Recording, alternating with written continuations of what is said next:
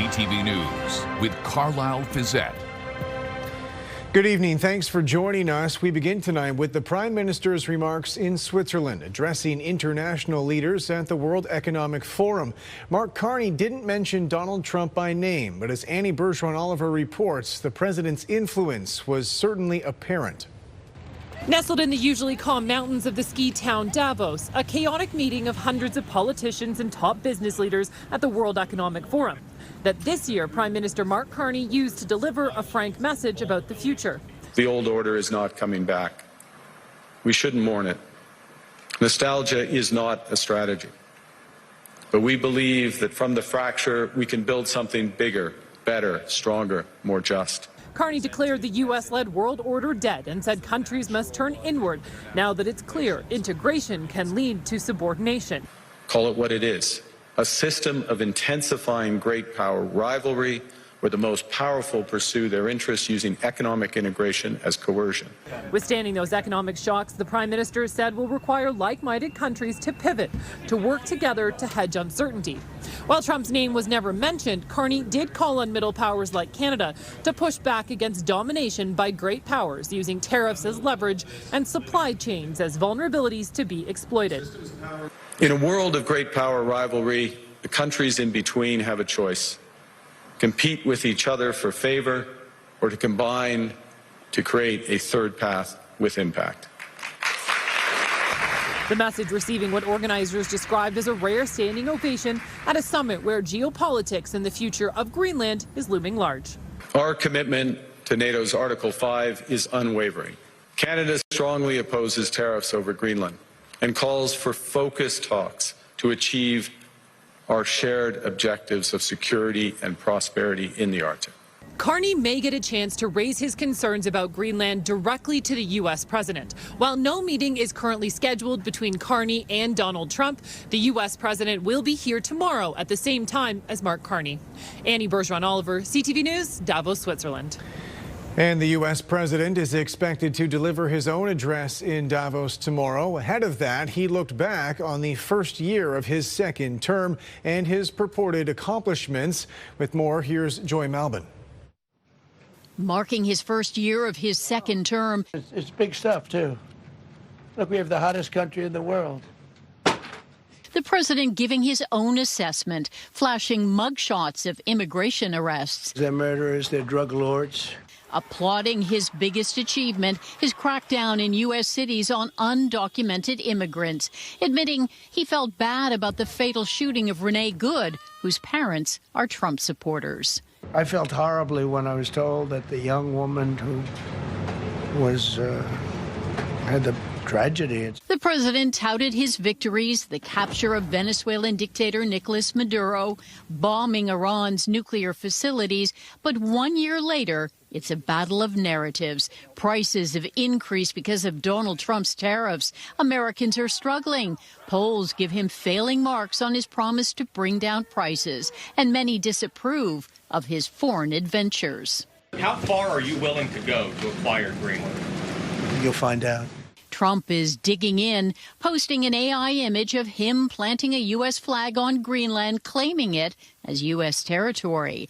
The Arctic island belongs to Denmark, a NATO ally. We will work something out where NATO's going to be very happy, but we need it for security purposes. We need it for national security and even world security. And threatening new tariffs against NATO allies who get in the way. A fracture in the NATO alliance the French president described as a world without rules. We do believe that we need more growth, we need more stability in this world. But we do prefer respect to bullies. European leaders calling out the president in no uncertain terms. Let me put this in words you might understand.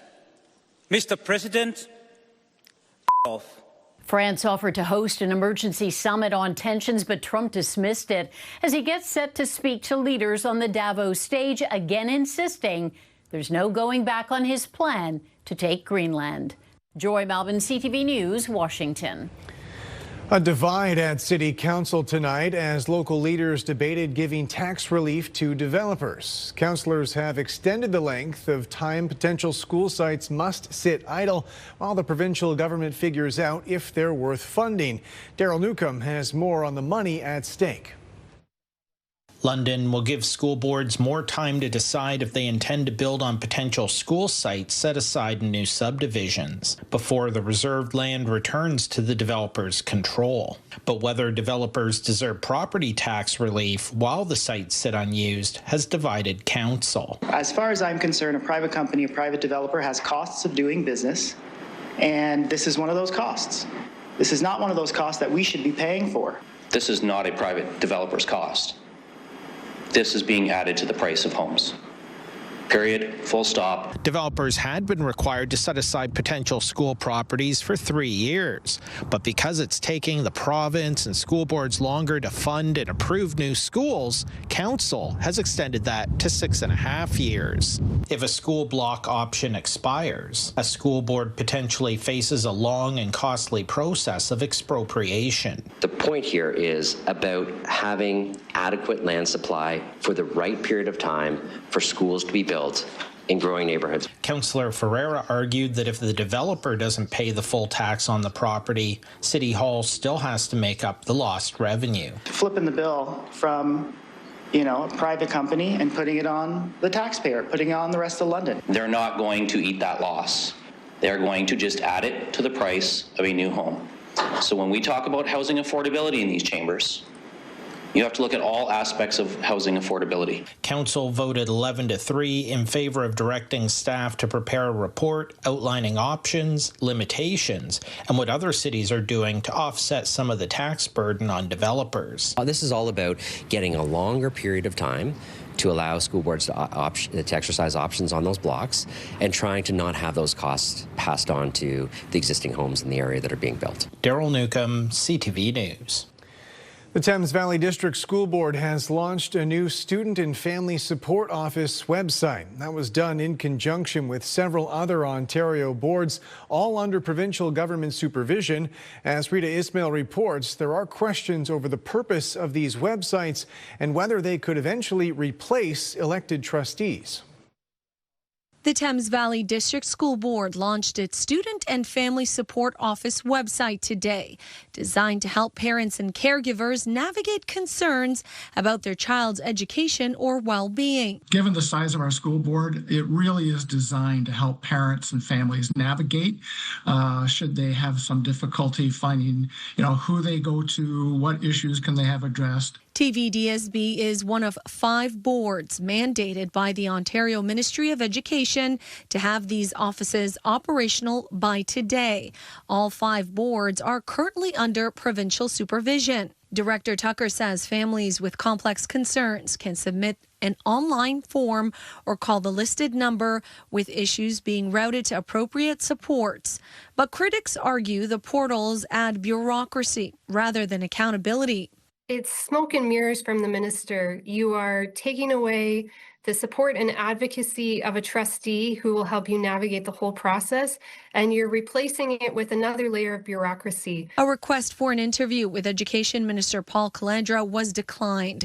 In a statement, his office says the government is overhauling what it calls an outdated governance model to put more resources into classrooms. The online portal encourages parents to contact teachers, principals, or superintendents before submitting a formal inquiry, a process critics say creates barriers. If you don't have a computer, or you don't know how to use a computer, or you can't do that in English, or there are accessibility problems that prevent you from using a computer to communicate, you're out of luck. Questions are also being raised about whether boards have the staffing capacity to manage the added workload. Nobody has added additional resources. When you look at what the school boards are saying their family support offices actually consist of, which just raises the question about how are they going to get timely responses to these families. Despite the concerns, disability advocates are urging families to use the new system and provide feedback. Let us know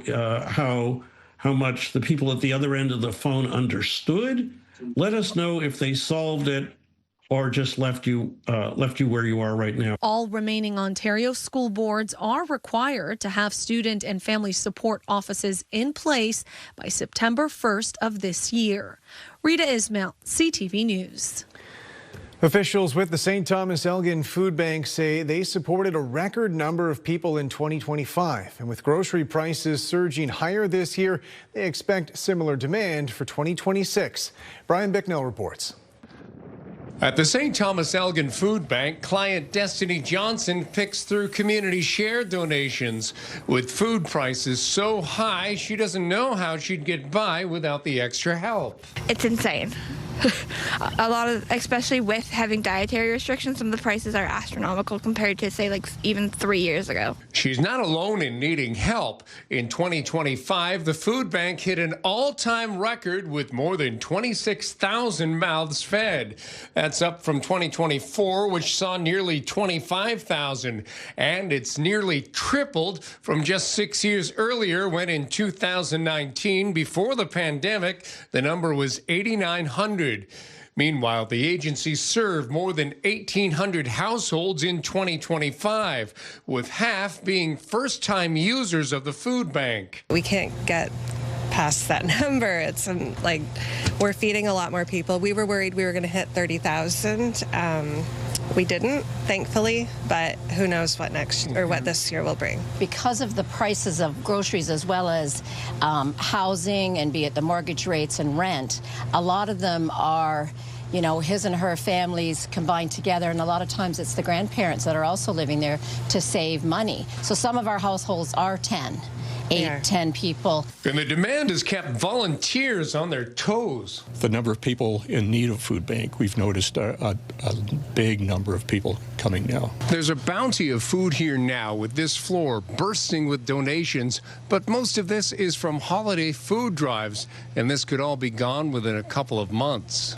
We will need to buy again very soon. Meantime, the food bank has just been accredited by Food Banks Canada. That means it can now receive assistance from the national agency and from Feed Ontario. It's an extreme help. As for Destiny Johnston, it's extra food for the household that goes a long way. I usually come and look if there's anything we can make use of. Brian Bicknell, CTV News.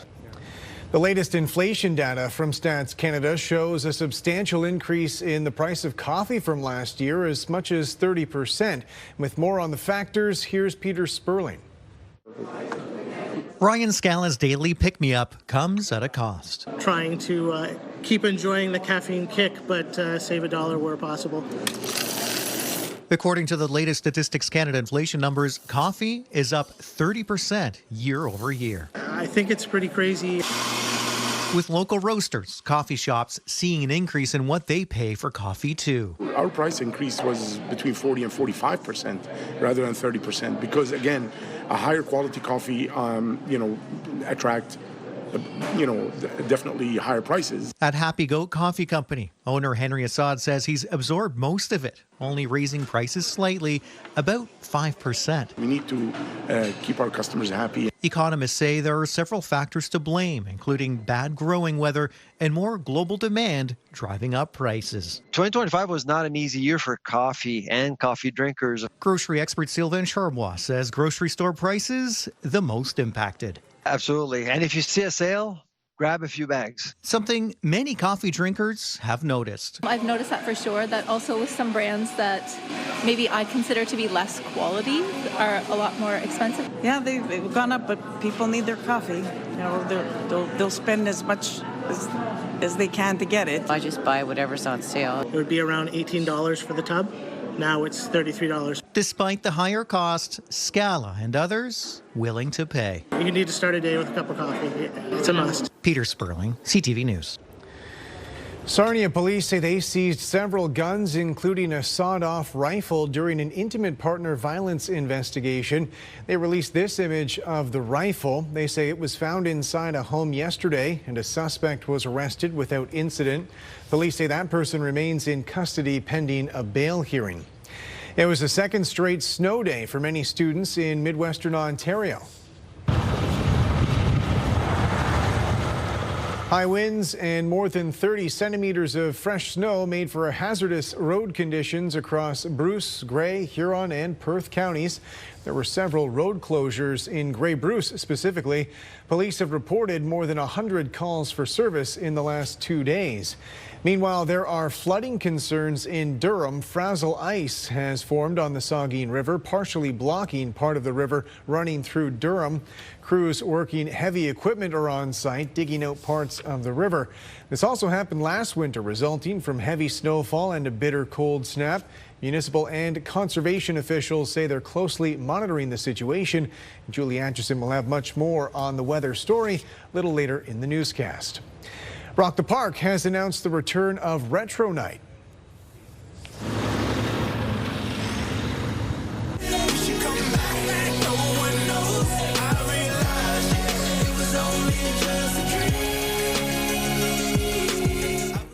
Hip-hop star Nelly will headline Friday, July 17th at Harris Park. He'll be joined by Shaggy, Fat Joe, and Afro Man. Tickets go on sale to the general public Friday morning. Later on CTV News, from off-Broadway to the Grand Theatre, the latest production taking the stage, arriving with plenty of critical acclaim.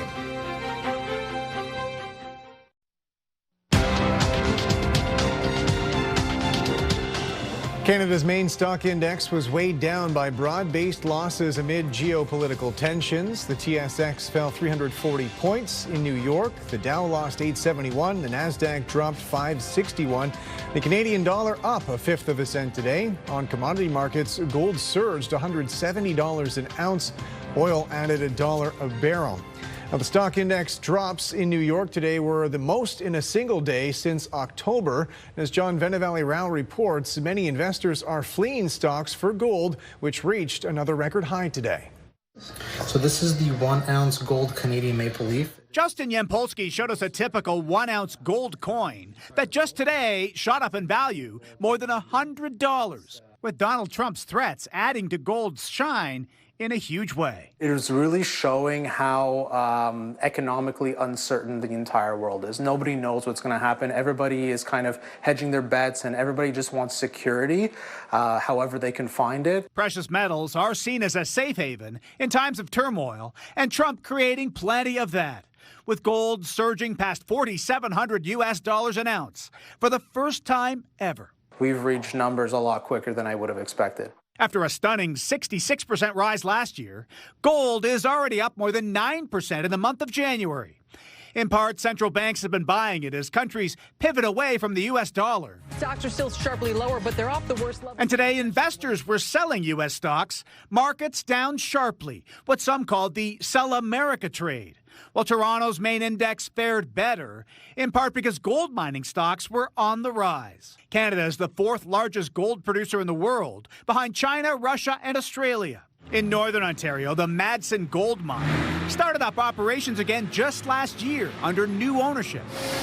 It was closed for decades when the price of gold was low and now employs 280 people. It's a very exciting time for Canadian gold miners, for sure. I mean, it's fun to be mining gold when a gold bull market is on. A gold boom that's driving more investment in Canadian mines and boosting the value of Canadian exports. As for gold's strong run, some bank analysts believe it could hit $5,000 US an ounce by the end of the year. John Venevalley-Rao, CTV News, Toronto. Good evening. Bitterly cold overnight with wind chills feeling close to a -20 to -24. In terms of our next weather maker coming in Wednesday, we have snow on the way. Thanks, Stephanie, for this photo. This was taken at her doggy daycare, and this is one of her pups she takes care of. And cold conditions expected in the morning as the pups go out, but looks like they're enjoying the snowfall. -8 to a -9. Temperatures recover quite nicely as we head into tomorrow afternoon. That'll be the end of the mild conditions, though. Cold air holds in the extended forecast. Stay with us. I'll have details on snowfall amounts across the region coming up right after this.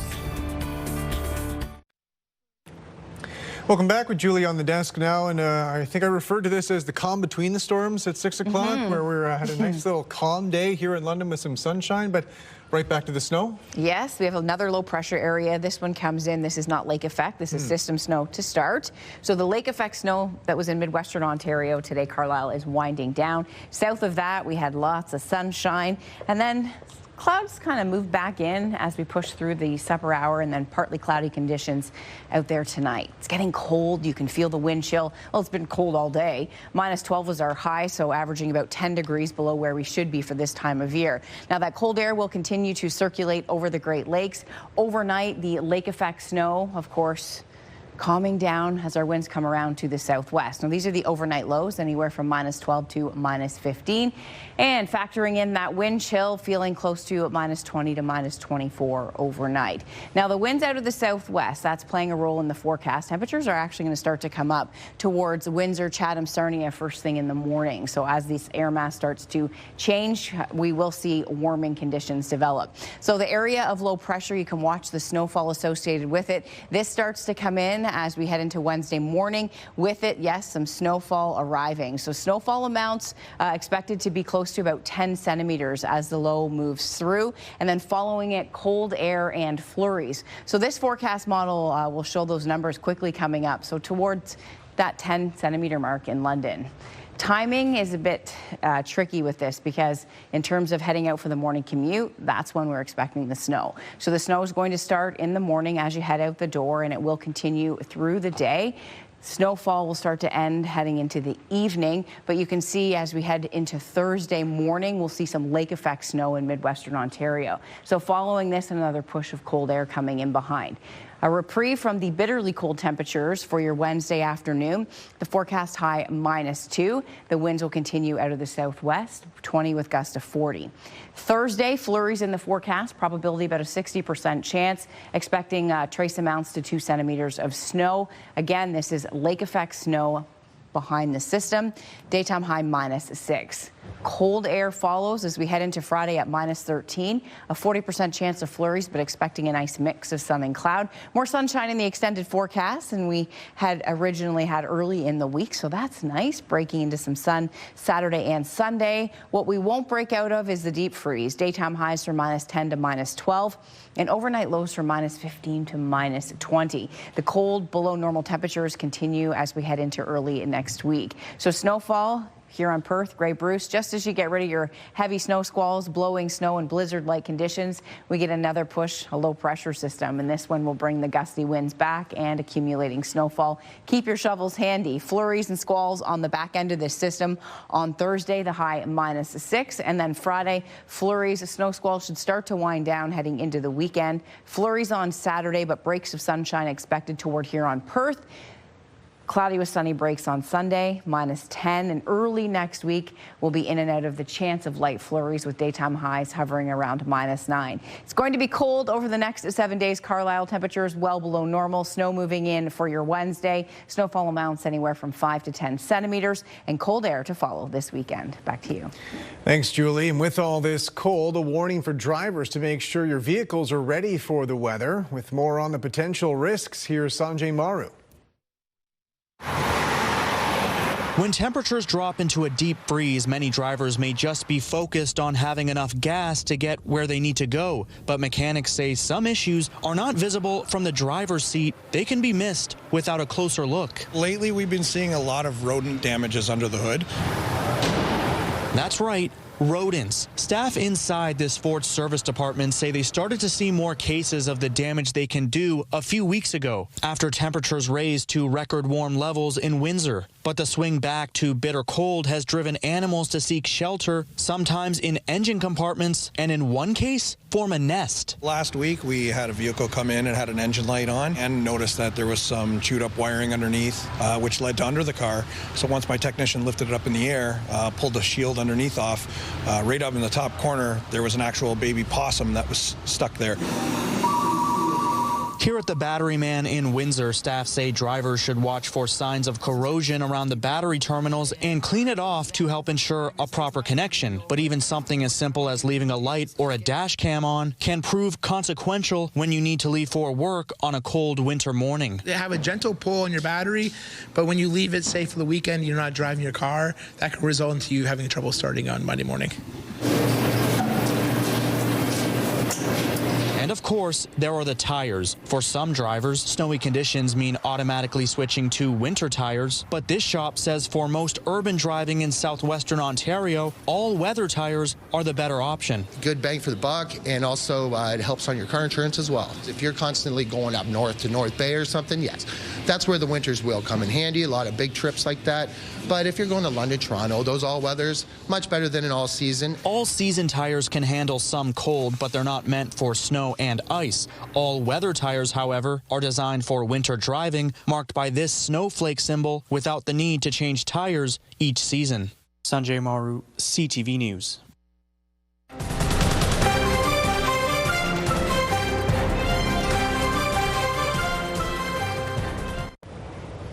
Finally tonight, the latest Grand Theatre production hit the stage earlier tonight, arriving from off-Broadway and bringing with it an award-winning reputation.